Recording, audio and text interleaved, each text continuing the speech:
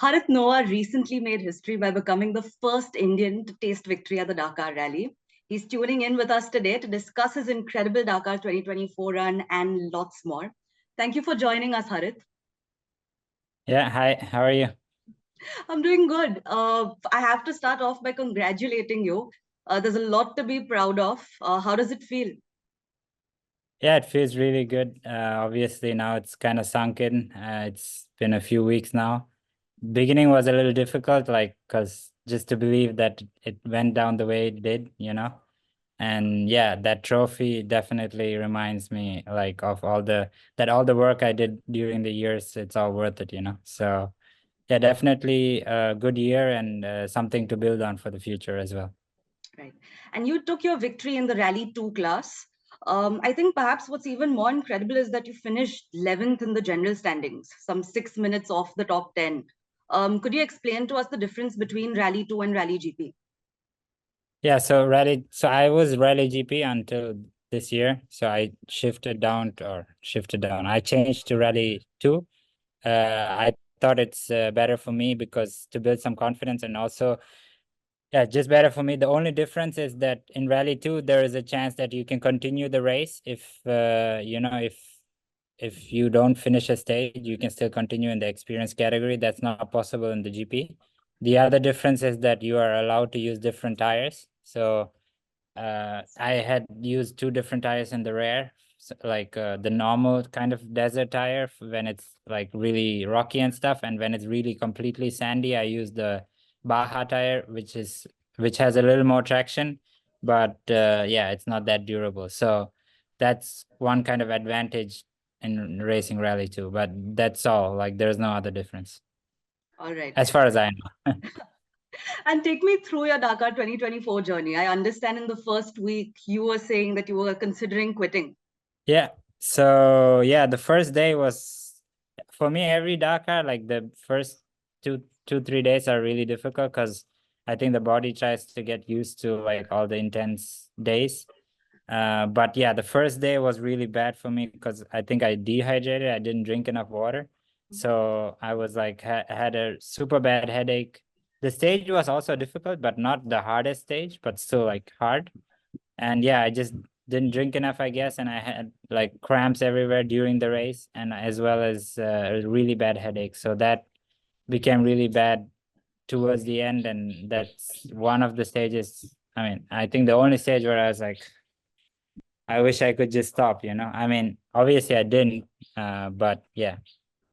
Yeah. And the second week is where things really picked up for you.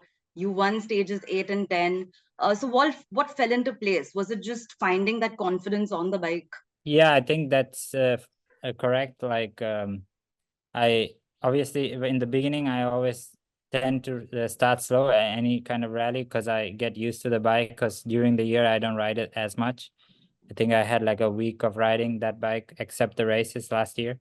So yeah, that's probably the reason why in the beginning I was like a little not sure about, how it handles and stuff, but it was handling really perfect. But yes, towards the second week, I felt way more confident. And yeah, something clicked. Even though I got sick in the second week, I got a cold after the sixth stage because it was too cold at night, so I got a really bad cold.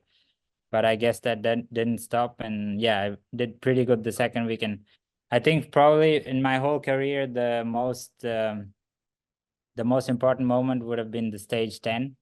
When I finished, they said that, like, the interview guys, I mean, the TV guys, they came and they said that I finished fourth overall. Sanders was still riding. So I thought like fourth in the category. So I was like, fourth in the category? No, no, no, fourth overall. And I was like, no way, it's not, it's so crazy. And apparently, I was leading the stage until the last 30, or in the last 30 kilometers, I was ahead of, like, I was first overall. um yeah, that's still to this day like incredible, and that's definitely something to build on for the future. And interestingly, I think a lot of us found out about your victory before you did. Yeah, What's the ideology behind not wanting to know your results, your positions, and how do you pull it off?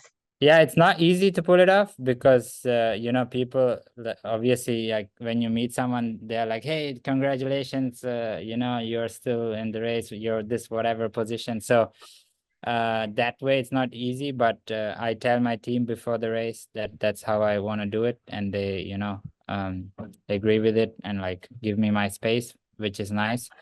And how I came to like I was doing this since the first Dakar. This, I mean, it's not something new I started. So what me and I have a trainer, like a mental coach. So what we decided is that this would be the best way for me to race, because especially a race like Dakar, which is so long, there are so many factors that determine the results, right? And in the end of the day, you just want to try to stay on two wheels and try to do the best every day. So that was the focus every year when I went to race the Dakar, and that was the same this year. So yeah, just take it one day at a time, 1 kilometer at a time, and I feel like wherever I finish, if I do that, and wherever I finish, I should be satisfied ideally, right? So because that's all I have. So if it's 11th or 15th or 20th, I should be satisfied. So that was the objective. Right. And you mentioned stage 6 when you fell ill. Of course, that was the new 48-hour chrono format that they'd introduced for this year's Dakar.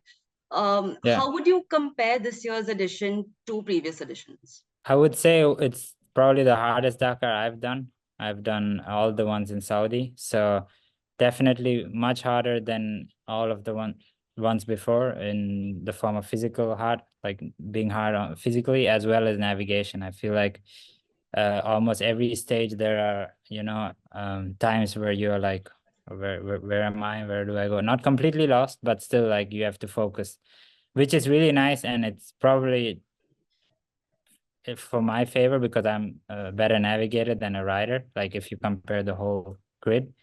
So that's kind of nice and I like it. So yeah, and physically also I feel pretty strong. So hopefully they stick to that, and yeah, I get better on the bike, and we'll see where it goes. Yep. And this was your 5th attempt at the Dakar Rally. I'm sure somewhere in the back of your mind, there was pressure to improve on your previous best result of 20th place. And you pulled it off. Yeah. So Yeah. what clicked into place this year? What made the difference? It's hard to say. Uh, I'm still trying to figure out what really changed, because it's also good for me to know, because, you know, so I think for sure one aspect is the suspension on the bike. We did a big change, or we moved into the good direction this year with the suspension setting. I was much more comfortable on the bike. So I think that changed. That was really good for me. The bike is pretty much the same like last year, just a few changes like the suspension. Obviously, my mechanic and the whole team, we were all together all the time, so that also helped. And yeah, just everything went into place. I didn't have any really bad days, a few bad days, but nothing too bad. And because at a Dakar, I don't think it's possible to have a perfect Dakar, like every day perfect, you know, like no problems. So I had a few problems, 5 and 6, but stage 5 and 6. But other than that, all the days were like pretty good. And I think I kept like on average a good kind of positions every time and didn't lose too much time any day. Obviously the second week was better. Maybe if I get like if I next year, probably the plan would be at least to try to ride like the second week, at least mid first week. In the beginning, I think it's hard, and I think it's actually more important to take it easy in the beginning, because I feel like you go into a race like Dakar where it's the biggest race of the year. There's a lot of like you know, a lot of nerves and everything. Everybody wants to go fast. Everybody wants to prove a point, and especially the first 2 to 3 days is the time where there are the most number of crashes, and you're still like going too fast to read the road book, I feel like. So after 2 stages, normally you kind of slow down and start getting into that zone where you are like reading the road book and riding at the perfect speed. So yeah. Right. And I want to rewind back to 2023. It was Yeah. a difficult year for you because it started off, you fractured your spine, you just recovered from that, and then you injured your wrist. Yeah. Tell me what went into bouncing back from that into training for this year's Dakar. Yeah, so yeah, it started off really bad, especially the second injury. I was like, why me? You know, because you just get back and again, and that puts some questions in your head. But obviously, I wanted to keep training, trying to get back into shape and get back on the bike as soon as possible. I think that's probably every racers when they get injured, that's probably what they think about, try to get back. How fast can I get back? So I did the usual, rehab here with a few people around. And then later on, once I got a little better with, once I could start riding, I went to America, trained with Mason Klein. He's a pretty good friend. So I stay at his place. It's a really good friendship because like he's good on the bike. He teaches me, or doesn't teach me, but he gives me information about whatever he knows, and I give him information, whatever I know about training and stuff, fitness. So that's a good exchange. And then I also went to APC, that's the Athlete Performance Center from Red Bull. They have one in Austria and one in LA. So I went to the one in LA. So those guys really helped me a lot this year. I think I did two good tests there, like the same kind of test two times, once mid-year and once just before the Dakar. So I could see like the progression, and we had a few objectives. Like for example, one was to gain weight in the form of muscle, because we feel like it's better to be a little heavier uh, on the bike, because on the rally bike, because the bike is really heavy, and if you're a little heavier, then the suspension works better. So maybe that's why it worked better. I don't know. But yeah, so we kind of hit those goals, and that team definitely helped me as well.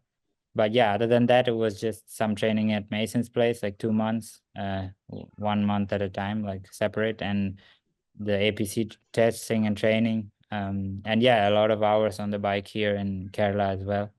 Obviously, the first, I think, almost half the year, I didn't ride so much because I was recovering from the injuries. But yeah, after that, it went pretty good. Right. And of course, Mason was also competing at the Dakar Rally alongside you. What was it like to have that bit of a support structure with you? For sure, was really nice. I mean, he unfortunately he didn't finish, which was sad, but he definitely tried really hard. I think he has a lot in him, probably possibly to win someday. I think sooner than most people think. But yeah, really cool to ride with him. I rode quite few stages with him. So that was really nice. Also, the marathon stage, we were in the same bivouac, the 48-hour chrono. So that was nice. And yeah, really cool. And also him, and also the whole Kerala team and the organization, like basically all the people working at the Dakar, like the catering and the ambulance team and the CCTV team, everyone, most of them are from Kerala. So they kind of started knowing that I'm there and I'm from Kerala. So I had like a lot of support like that, which was really cool. Felt little like I'm still home, even though I'm not. So that was also very nice during the Dakar. Right. And I read somewhere that you used the PlayStation Dakar game to actually gain a bit of navigation experience. Tell me, how did that help? Yeah, so there's this game. There's two games, so now there's like a newer version of the game. So yeah, I think the navigation in the game is pretty accurate, like pretty good, pretty difficult. So I try to play it on a regular basis, especially before the races, as I don't do any navigation training except that here in India. So yeah, I think it's good to just keep your brain working, looking at the road book, So I do that. Sometimes I do that while cycling on the trainer, easy. But yeah, it's pretty cool. And I think it's definitely good to know things. And sometimes it gets really difficult because in the game, like in reality, when you ride and you get lost, at least you can turn around and you can see where you came from the floor, like the lines. And in the game, the lines disappear after a few seconds. So that's makes it a little more difficult when you get lost. But it's a cool game. And after 2 grueling weeks of riding through the Saudi Arabian desert, what did you do once you came back home to just recover, recuperate? So yeah, I went. I was home for a few days. I was welcomed by a lot of people at the airport, which was also really nice. And then I had like 2-3 days at the beach in Goa and started training a little now this last week and this week, and also started preparing the tracks here. There's like a river here, and I every year, because during the rainy season it fills up with water, so the terrain changes. So every year I need to like redesign the track. So I did that the last week. Today morning I rode there, so that was nice. And yeah, next week I'll take another week off for a holiday. So again on the beach. So I think that will be good, and then I can get back swinging. I still feel like my body, because I started training 1 week ago. I still feel like my body is not back 100%. So yeah, maybe some more rest is needed. But yeah, some maintenance work keeps going on like on a regular basis. Right. And do you know what rallies you're going to be participating in this year already? Not yet. I will be going to the factory TVS on tomorrow. Yeah, and day after tomorrow, I'm having a meeting with the team and discussing the plans, and also showing them the trophy and stuff. I haven't met them, so it's gonna be a good day. And yeah, we're gonna start discussing the plan for the year. All right. That's all I have. Thank you so much for joining us here today, Harit. Yeah, thank you.